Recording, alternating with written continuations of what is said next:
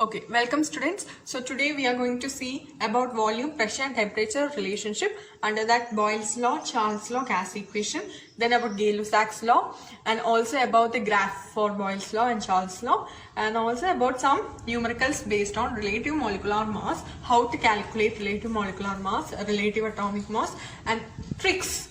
Okay, I will teach you simple tricks to solve problems, numericals based on mole concept and stoichiometry chapter very easily. So we'll get into the video. So first, in Boyle's law, we know volume is the inversely proportional to pressure. Okay, that is, if volume increases, pressure decreases. If volume decreases, pressure increases. So this is a standard study. So to remove the proportionality symbol, we use constant C or we use constant K. Here I am taking it as C. In several books it is given as C. So V is equal to C into 1 by P. Okay. You are removing this proportionality sign by using equal to C. That is a constant. Now I am writing it as V is equal to C by P. Now cross multiply V, P is equal to C. So this is for one gas. If it is for two gas, V1, P1 is equal to V2, P2. This is Boyle's law. Now we'll see Charles' law. In Charles' law, V is directly proportional to T, temperature. So V is equal to, we are removing the proportionality symbol, so V is equal to CT. Okay, now I am writing V by T is equal to C. I am bringing T this side. Okay, left hand side. So V by T is equal to C. This is for one gas. Okay, if it is for two gas, V1 by T1 is equal to V2 by T2. This is what? Charles' law. Next, gas equation, it is the combination of Boyle's law and Charles' law. Now I am combining both. So in gas equation, to remove this proportionality sign, V is equal to C T by P. Okay. Now how will I write this? I am cross multiplying V into P by T, which is equal to C. This is for one gas. This is for one gas. Now for two gas, how will I write? V1 P1 by T1 is equal to V2 P2 by T2. This is the combined gas equation. Now understood about three things. This is volume, pressure and temperature relationship. Now we'll see some standard studies. Okay, we'll see what is STP. STP means standard temperature and pressure, and in this we have a value for temperature and we have a value for pressure. For temperature, it is 0 degrees Celsius. In Celsius, it is 0 degree. And in Kelvin, it is 273. This is the standard temperature we use. Pressure, the standard pressure is 1 atm. Atm means atmospheric pressure. Okay. Or 760 millimeter of Hg. Hg is mercury. Okay.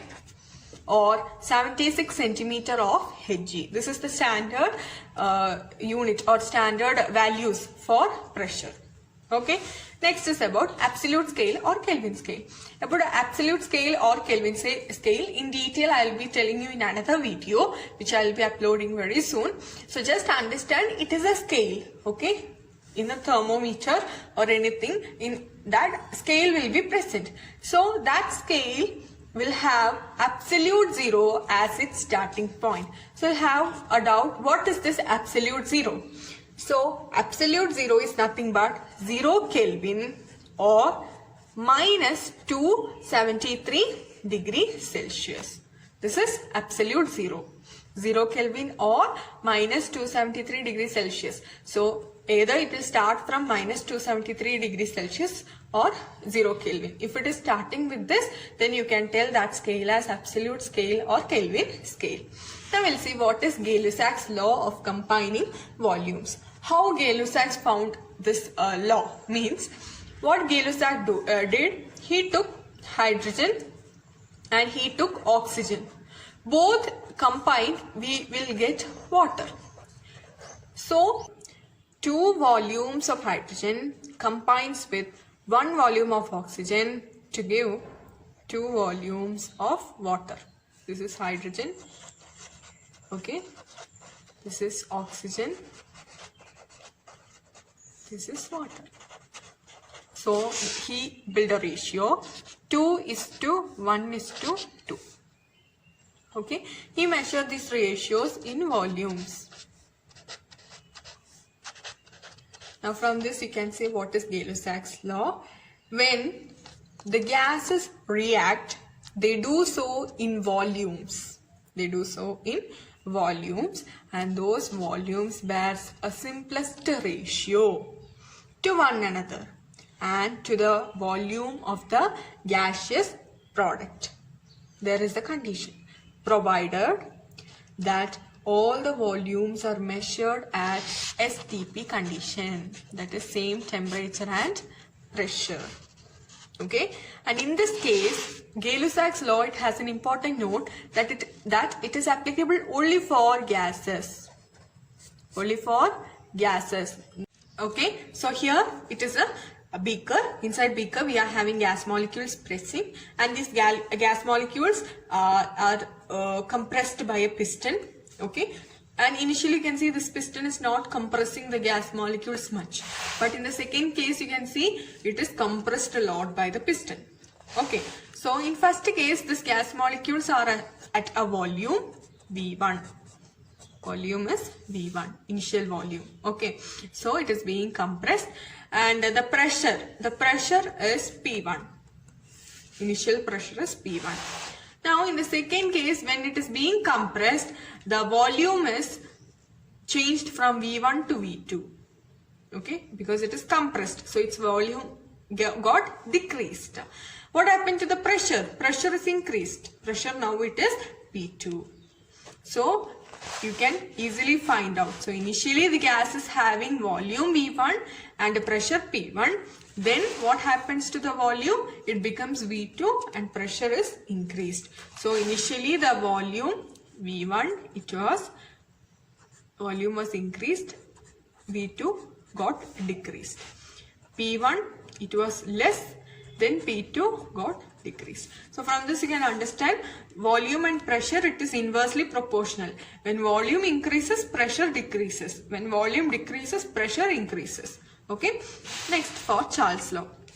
Charles' law, we are taking another application. This is a beaker. Inside beaker, gas molecules are present. Okay, I am not collecting molecules from gas and putting.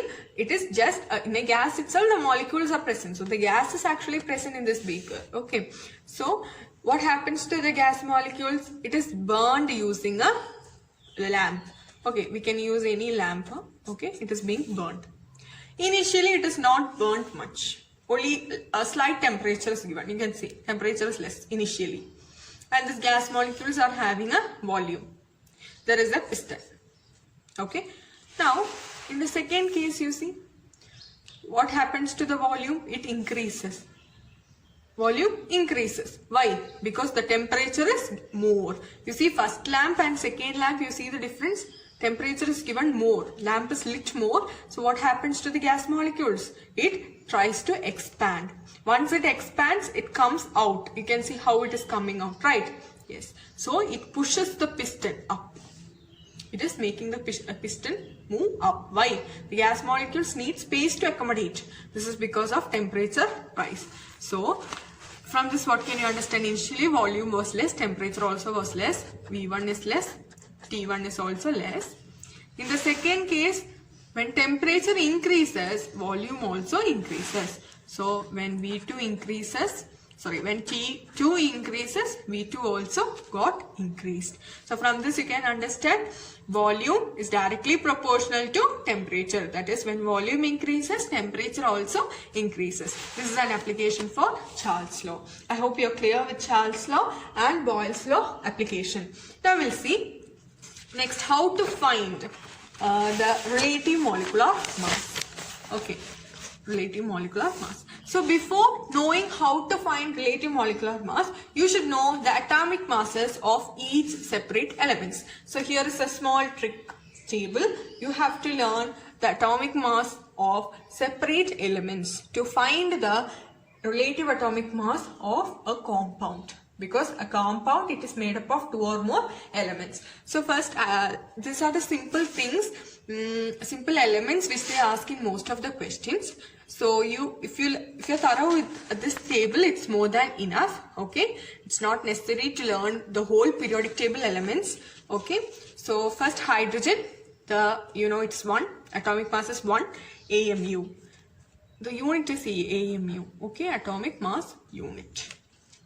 So I have not written the unit for everything, but you just know. Okay, then carbon, it is 12. Nitrogen 14, oxygen 16, sodium 23, magnesium 24, then sulfur 32, chlorine 35.5. Chlorine is mostly asked, so it is 35.5. Then platinum, it is 195, potassium 39, phosphorus is 30.9. You can approximately take it as 31. Then boron, it is 10.8. First you have to understand what is atomic mass. Okay, so to understand that, you can just see this. Atomic mass unit is AMU. AMU, this is the unit which we use to denote the mass of atoms. Okay, so 1 AMU, I can write 1 AMU is equal to 1.660, or I can write it as 1.67 into 10 power minus 24 gram. In general, approximately we'll take it as 1.67 into 10 power minus 24 gram. This is what we use now. Okay, so in definition, it is known as, atomic mass is known as 1/12 the mass of 1 carbon-12 atom. 1/12 the mass of 1 carbon-12 atom. Okay, that is known as atomic mass unit. They were calculated with carbon-12 atom. The reason is, carbon-12 atom, it is very standard. Okay, it doesn't have any issues for calculations or whatever thing. Its value and its mass is standard. It doesn't change with the atmosphere. So they have taken this carbon-12 atom as the standard thing for comparing its mass with all the other elements' mass. So they have already calculated with this 1/12 the mass of carbon-12 atom. That is, with carbon-12 atom, they have divided 12 and they have already found the values. That is this table. Okay, like this they have found values. So this is something which you have to by heart. Okay, so another one note point here you are having is, if I am taking chlorine. Okay, chlorine, it is an atom. Okay, it is an element. So in chlorine itself, there will be 2 or 3 atoms. Okay, so we are representing chlorine as Cl2, which means 2 atoms of chlorine is present. So in that chlorine itself, there will be isotopes. You know what are isotopes? Atoms with, okay, atoms with same atomic number, but different mass number.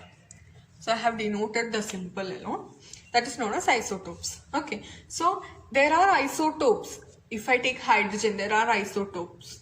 In hydrogen also, deuterium, tritium, all those things. Same in chlorine also, there are isotopes. So how can I find the relative atomic mass of chlorine? In that case, you see, if you have to find first the ratio of isotope present. So the ratio of Cl35 isotope is 3. Ratio of Cl37 isotope is 1. They are mixed in the ratio 3:1. So how to calculate is, I am taking the mass number of one isotope, 35 into its ratio 3, plus second one, 37 into 1, its ratio, by divided by 4. Okay, I have taken divided by 4. So on doing this, I am going to get the answer. Why did I divide by 4? Actually, in one chlorine itself, we know it is 2. 2 atoms will be present. In this also 2 atoms will be present. So totally 4 will be present. That's why I have divided with 4. I will get 35.5, which is the relative atomic mass of chlorine. Like this, they have found the relative atomic mass for every atoms and they have kept. Okay, that value is given. Okay, this is what. Did you understand clearly about this? How they have made this atomic mass values? Okay. Okay, so you can see this question. Calculate the relative molecular masses of KClO3, that is potassium chlorate. So you can just see this table. Potassium, what is the atomic mass? 39. K is 39. Then chlorine, what is the atomic mass? 35.5. Oxygen, what is the atomic mass? 16. Yes. Now we can easily solve KClO3. So first Roman number KClO3. Now for K I am writing 39 plus chlorine 35.5 plus oxygen. They have given 3 oxygen, which means 3 into, for 1 oxygen it is 16. This is all for 1 atom. That's why they have given the name atomic mass. Okay. Now on solving this, I'm going to get this on adding, I'll get 74.5 plus by multiplying I'll be getting 48, which is equal to 122.5. Okay, is the answer. No unit. Why? This is relative molecular mass. So you should not put unit. Now we'll see the second part of the question. Second is copper sulfate 0.5 H2O. Copper sulfate 0.5 H2O. Okay, so CuSO4 0.5 H2O. This is the second thing. Now you see in this, where is copper? Okay, I haven't written copper, I think. Okay, so copper, it is actually 63.5. 63.5 plus sulfur. So like this also you will be getting. Don't just depend on this table. Okay, you have to learn it completely, but still most of the questions are repeated only based on these elements. That's why I have just listed out these elements into a table and I have given you. Okay, it doesn't mean all questions are from this table. Okay, plus sulfur. Sulfur is given here 32 plus oxygen. Oxygen 4 they have given. So 4 into 16. Dot means what? It means plus only. Okay, dot if they have given also, it is plus only, because this is hydration. Okay, water is added up. So plus 5 H2O they have given. So totally how much hydrogen is there? 5 into 2, totally 10 hydrogen is there. Yes. So I can write it separately. Hydrogen, it is 1 only. So if I add also, it will be 1. And 1 only. So if I add also, it will be 1. I am taking 5 outside. Okay. And hydrogen, oxygen separately I am calculating. For hydrogen, it is 1, which means 2 into 1. Because two atoms are present. 2 into 1. Again. Plus oxygen. Oxygen is only 1. So plus 16. Okay. Now I am just adding up this. So on adding, I will be getting 249.5 totally on adding. Okay, what I have done here is 2 plus 16 into 5. Okay, so which means 16, 17, 18. Okay, 5 into 18. That is the meaning. That's how you have to calculate. I have got this. No unit. Now, this third one also you can do the same way. CH3COO-Na. So, I am writing it in this space. Okay. So, CH3COO-Na. It is an organic compound. So, C is actually carbon. So, carbon is 12. 12 plus 3 into 1. You know, hydrogen is 1. Plus again 12. Plus oxygen is 16. 2 oxygen is there. So, directly I am writing it as 2 into 16. Plus for sodium it is actually 23. Okay, plus 23. Yes, easily you can calculate and write the answer. That is, answer is 82. That's it. Okay, this is the way you have to write. Now I am giving you a test yourself question. You can just copy down this question and I want you to find out the answer for this question. Test yourself question is NH4 twice SO4. Okay, this is your test yourself question. You can just calculate using this table and you can just give me the relative molecular mass of this. Yes, I hope you all like this video. So if you like this video, please don't forget to share, like and subscribe. Also, if you have any doubts based on these topics which I have taken today, because it's numericals, you have to go through deeply and it's a very important chapter. I hope you understood the concept which I took today, and please do support my videos, and if you have any doubt you can just show it in your comments. Thank you so much.